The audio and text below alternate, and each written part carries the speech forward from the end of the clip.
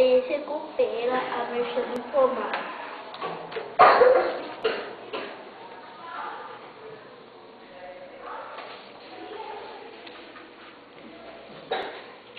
Cada página trate de olhar um segredo para você achar.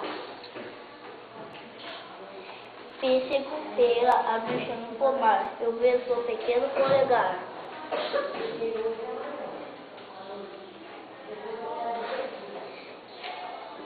O pequeno polegar está na prateleira e eu vejo a velha cozinheira.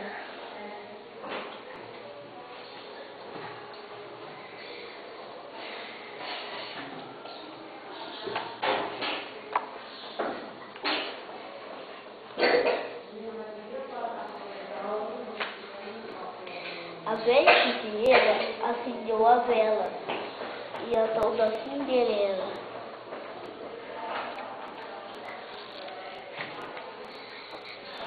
A tal da Cinderela está nos baldinhos.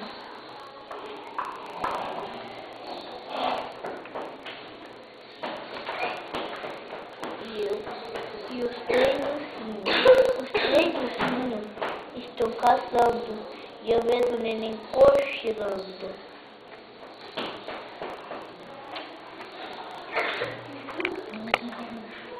O neném está no peito dormindo. E a pastora ficou descobrindo.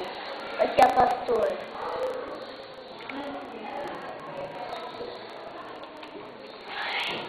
A pastora subiu lá no morro. João Maria pede socorro.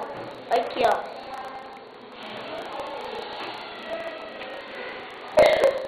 João Maria foi a ladeira e eu vejo a velha bruxa feiticeira.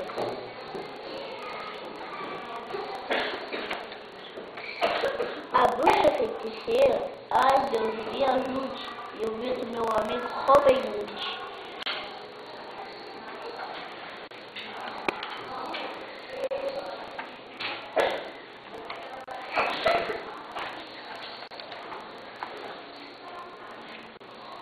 Robin Hood, uma fogueira fez.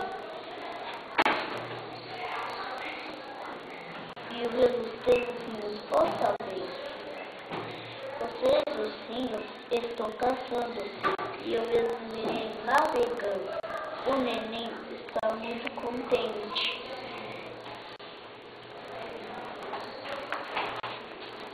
E eu vejo uma torta bem quente.